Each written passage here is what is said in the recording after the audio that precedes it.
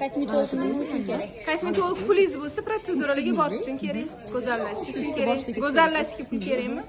Kerak. Ajinlarni ketkazishga borardim, botoksga. Nima maslahat berishni xohlaysiz va videolar olishni?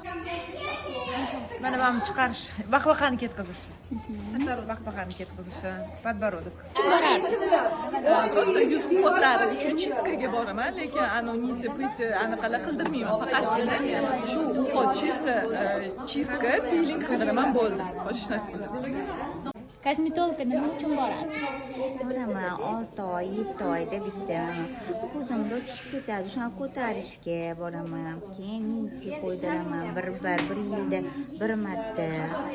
Keyin qillarda lablarimni qildiraman.